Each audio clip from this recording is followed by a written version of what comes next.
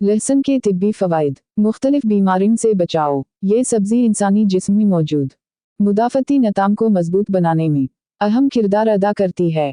एक तहक़ीक़ के मुताबिक इसका रोज़ाना इस्तेमाल मौसमी बुखार के ख़तरात 63% तक कम कर देता है। इसलिए इस सब्ज़ी का बाकायदगी से इस्तेमाल आपको बीमारियों से बचाएगा, जिससे आपकी सेहत बरकरार रहेगी।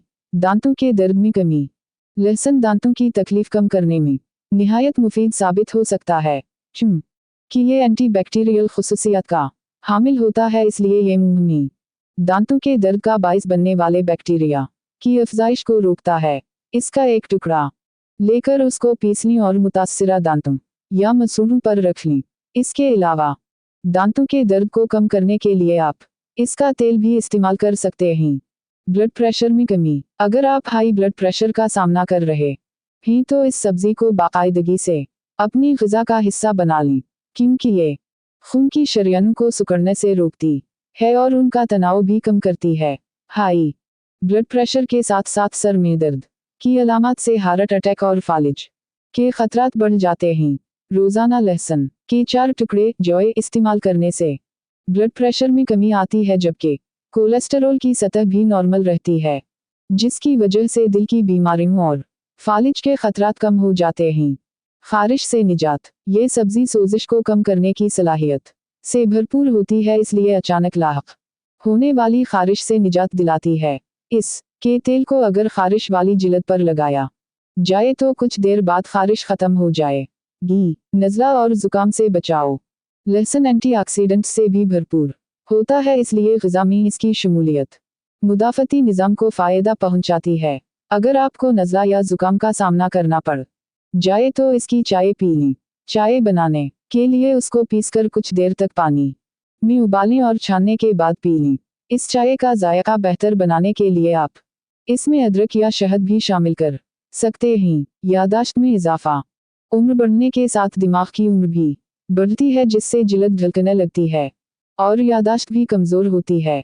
मगर ये सब्ज़ी दिमाग को बढ़ती उम्र के असरात से बचाती है और दरमियानी उम्र में इसका इस्तेमाल अल्जाइमर के ख़तरात भी कम करता है।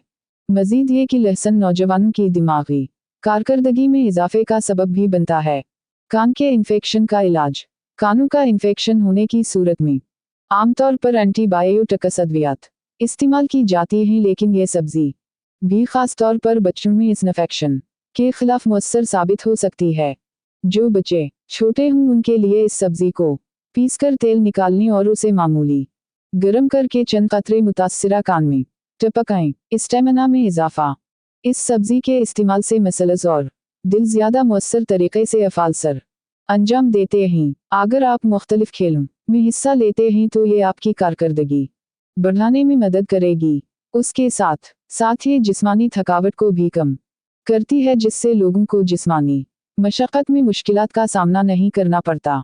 जिल्द की हिफाजत, अगर आपको जिल्द की किसी बीमारी का सामना करना पड़ जाए तो खाने में लहसुन की मिक़दार बढ़ा दें। इस सब्ज़ी के इस्तेमाल में इजाफे से जिस्म में जहरीले मादों की मिक़दार कम होगी, जिससे जिल्द तरवाओ ताज़ा रहेगी। इसके अलावा आसाबी कमज़ोरी में भी इस सब्ज़ी का इस्तेमाल मुफीद होता है। वज़न में कमी, लहसुन से भरपूर ग़िज़ा चर्बी और वज़न में कमी का बाइस बनती है, इसलिए चर्बी और बढ़े हुए वज़न से छुटकारा पाने के लिए इस सब्ज़ी का रोज़ाना इस्तेमाल यकीनी बनाएं। कब्ज़ा का ख़ात्मा, हाज़िमा के ठीक तरीक़े से काम ना करने की वजह से कब्ज़ा जैसी अलामत लाहक हो सकती हैं। इन अलामत से छुटकारा पाने के लिए लहसुन का इस्तेमाल निहायत मुफीद साबित हो सकता है। लहसुन की बू को कैसे दूर करें? लहसुन इस्तेमाल करने के बाद आप उन तरीक़ों से मुंह की बू पर काबू पा सकते हैं। दूध में ऐसे अनासिर पाए जाते हैं जो बदबू पैदा करने वाले मरकबात को ख़त्म करते हैं। लहसुन के इस्तेमाल के बाद अगर 1 गिलास दूध पीने से मुंह की बू से बचा जा सकता है। लेमू में जरासीम को ख़त्म करने की सलाहियत की होती है, इसलिए ये बू का बाइस बनने वाले बैक्टीरिया को ख़त्म करता है। लहसुन इस्तेमाल करने के बाद इलायची और सौंफ चबाने से भी बू में कमी आएगी। सेब में मौजूद कुदरती एसिड लाभ की पैदावार को सरगर्म करता है, जिससे सांस तरोताज़ा रहती है। पारसले के पत्ते भी लहसुन के खाने के बाद पैदा होने वाली बू से बचाते हैं। 1 या 2 पत्ते चबाने से बू से बचा जा सकता है।